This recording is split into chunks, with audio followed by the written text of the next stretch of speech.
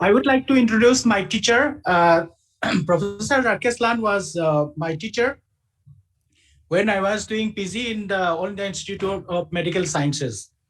And SARS affiliations are now at present National Drug Dependence Treatment Center, All India Institute of Medical Sciences. And he coordinates the efforts with Ministry of Health, Social Justice, and Ministry of Finance ministers involved in the substance abuse control, including the Ministry of Health and Social Justice. In the field of drug addiction since 1988, member of the national counterparts of WHO and the informatic scientific network of UNODC.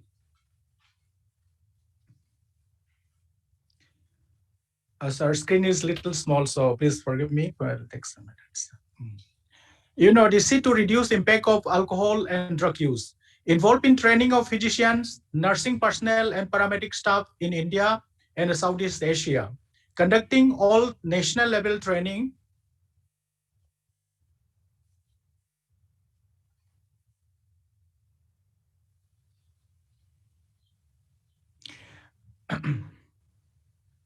Both pharmacological and non-pharmacological.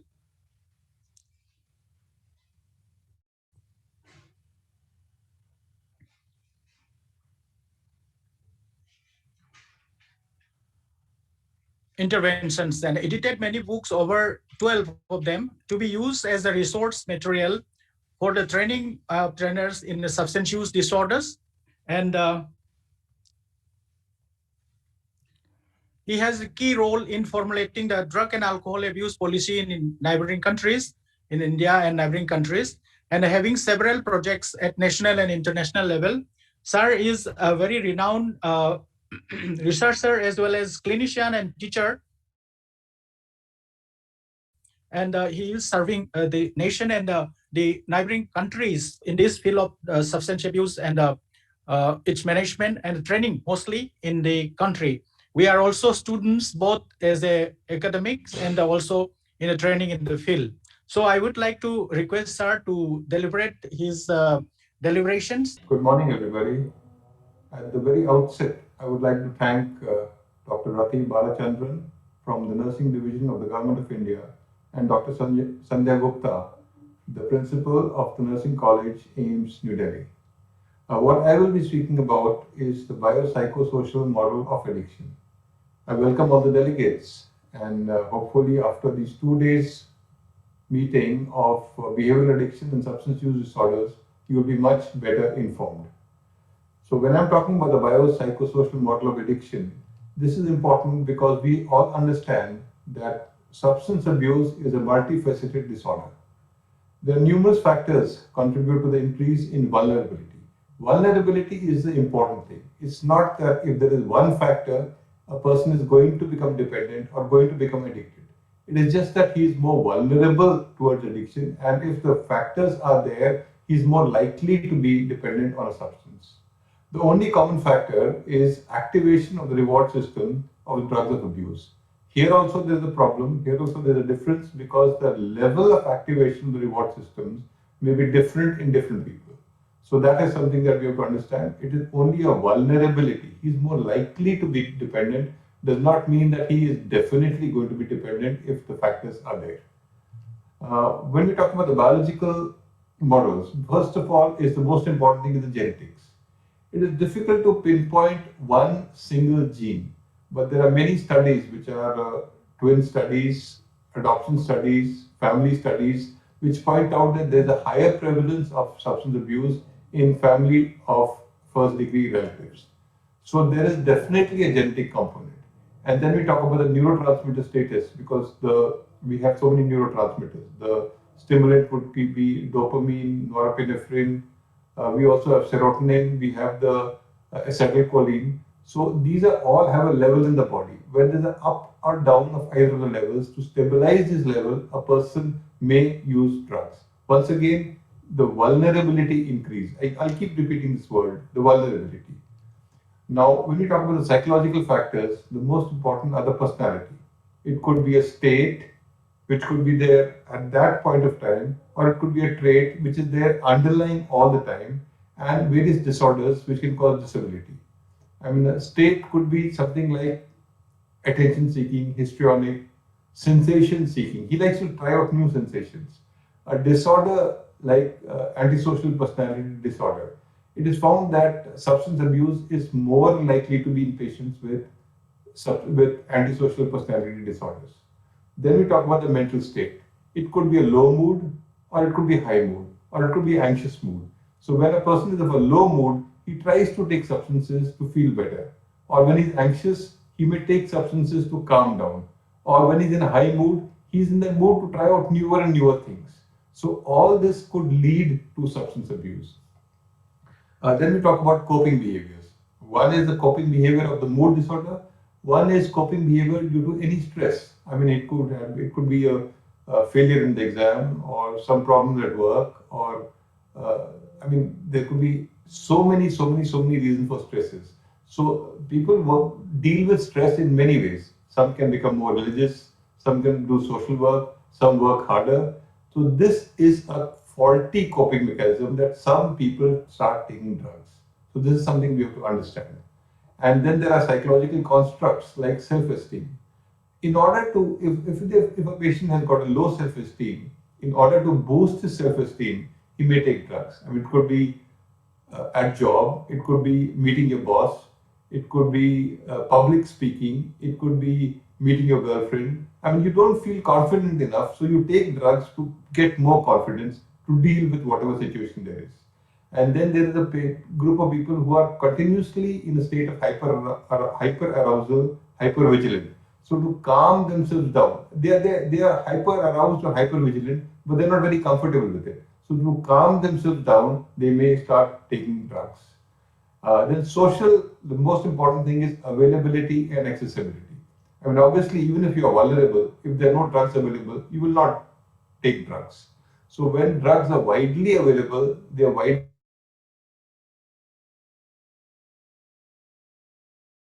accessible, and they are widely visible, and they are widely visible. I mean, like visibility could be at home or through advertisements. The government of India has realized that advertisement has a bad effect, and so promotions have now been banned in India.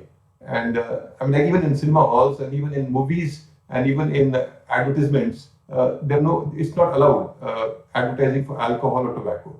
But of course, we have a problem of surrogate advertisement. I mean, you must have seen something like Kingfisher mineral water or Bagpiper soda or some such thing, which is what we call a surrogate advertisement.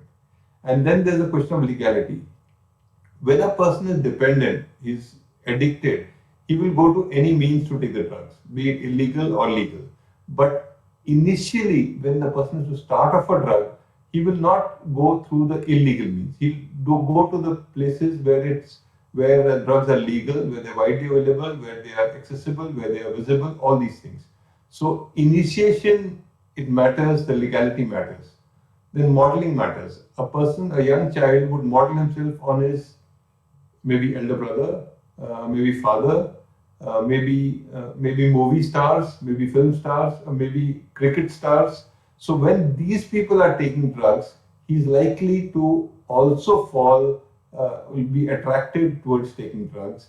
And starting a drug is the beginning of leading towards addiction. And then there's the question of expectancies. I mean, a person will take a drug because he expects certain results. He expects to feel good, he expects to feel high, he expects to feel relaxed. So this is the initiation. He expects some kind of a reaction, some kind of effect of the drugs, which is why he starts taking the drugs. And then, of course, there is societal approval. We've seen so often, I mean, in all societies, कि अब तो ये बड़ा हो गया, अब तो थोड़ा शराब पी सकता है. I mean, that is not desirable. And there are so many cultural beliefs. Cultural beliefs can be with all religions, be it Christianity or Hinduism or Sikhism or something. There are so many cultural beliefs that on certain occasions you can use drugs. And then the most important thing is the peer group. If his peers are using drugs, he is very likely to start using drugs himself. So once again, I say etiology is multifaceted. It's important to recognize this because successful treatment should also be multifaceted. And different aspects of management, biological, psychological, social, are important in different stages. So, what are the stages? The stages can be prevention, detoxification, relapse prevention, and rehabilitation. And we should understand that even if a person is detoxified, even if he has left drugs, there is every likelihood that he may relapse. So that we have to take steps to have some kind of a relapse prevention. So prevention is largely psychological and social. So what we spoke about, you should increase a person's self-esteem. You should try and keep him away from those peers who are using drugs. He should be encouraged to take extracurricular activities like sports activities or some such thing, because if he's just sitting alone and doing nothing, he may be tempted to start using drugs. Environment is very important, because if he's living in an environment, if he's living in that friend circle where people are using drugs, or drugs are being sold, used, or transported, he is likely to be tempted towards using drugs. Modeling, I've already spoken about modeling. The role models should be such who do not promote drug use. That is so important. Visibility is important. I've already spoken about the government bans advertisement of alcohol and tobacco. Availability is an issue. Some amount of availability is reduced because a person can buy alcohol only if it's 18 years of age, and some such restrictions. Alcohol is not available in some holidays. It's not available before elections, where people are more likely to use the drug, use alcohol. Societal approval and cultural beliefs are difficult to change because this has been going on for so many centuries, so we cannot suddenly come and change. But society and culture should also say that, okay, you're using drugs at this point of time, but use of drugs is bad and it can cause some kind of a harm. So that kind of a message should go to everybody. Detoxification is largely biological, because here we do assessment of the person and we prevent or the withdrawal symptoms, because the withdrawals of drugs when a person is addicted can be quite severe. So we use medicines to prevent withdrawals and also medicines to treat the complication, because drug use affects all parts of the body, and some kind of a damage can occur in so many. It can be the heart or the lung or the liver or so many things. So we have to manage that largely with the help of medicines. As far as relapse prevention is concerned, it can be pharmacological. In pharmacological, we are talking about medicines. Like for alcohol, there is anti-craving agents. For opioids, there is agonist, there is antagonist. Because once again, I've said that relapse is a real issue. People who leave the drugs may go back to it. So that's how this one way of preventing relapse is by the use of medicines. Change in the environment, avoidance of that peer group who's taking drugs, some kind of a coping strategies, because stress, you cannot totally avoid stress. Stress is going to be there in life, but how to manage stress, that is something that can be taught apart from using drugs. Mood states is something which is also difficult to control, but we should understand that when he's in low mood or when he's in a high mood, he's more likely to use drugs. So at that time, he needs maybe further support. Occupation is also important, because there are certain occupations where a person is more likely to be tempted, or more people are more likely to be using drugs. Like it can be maybe the hotel industry, or maybe truck drivers who go for a long distance and who get very tired. To get away with their tiredness, to get away from their boredom, they may start using the drugs. There are so many occupations. So we have to make sure, try and arrange kinds of an occupation which is not so liable to be using drugs. Then we come to rehabilitation, because once you once a person leaves a drug, once we've done relapse prevention, we have to give him some reason why not to take drugs in future. In which case, it is so important to get back to the mainstream of the life. He has to get up in the morning and maybe go for a walk, maybe go to work, maybe come back in the evening, and maybe spend time with the family. So that is what a normal person is. So there should be no reason for him to go back to drugs again. So that is rehabilitation, return to the mainstream. So this involves all aspects: psychological, social, occupational, financial, and social. So every aspect is involved as far as the rehabilitation is concerned. Finally, I'll come to the key points. The biopsychosocial model of addiction provides a holistic, multifaceted conceptualization of the disorder. Rather than one cause, there cannot be one cause. It's not like malaria falciparum that you gets bitten by the Anopheles mosquito, he gets malaria. It's not so simplistic. There are many causes, and all the causes increase vulnerability. So there are numerous biological, psychological, and social factors that increase or decrease the risk of addiction. I keep repeating the risk of addiction, the vulnerability. So here we have genetics, biology, mental health concern, trauma, coping behaviors, social norms, and availability, which all contribute to the risk of addiction. And with that, I come to the end of my talk. Thank you. But it was lovely hearing Sir giving a very crisp and a very holistic talk on the biopsychosocial model of our understanding of addiction. And I would now request the audiences or the listeners to pose their questions, or if they have any queries, please come forward and ask. The question is also very interesting and very apt for the topic, that what is the relationship between genetics and addiction. Definitely, we found clinically as well as in the research field that genetics has to do lots in the addictive behaviors. And we have to give a very simple example. In our community also, the children of those who are addicted to alcohol are very likely to be addicted to alcohol or other substance of abuse. And in the genetics also, we have identified some genes, which I cannot enumerate now, but they are linked with the addiction.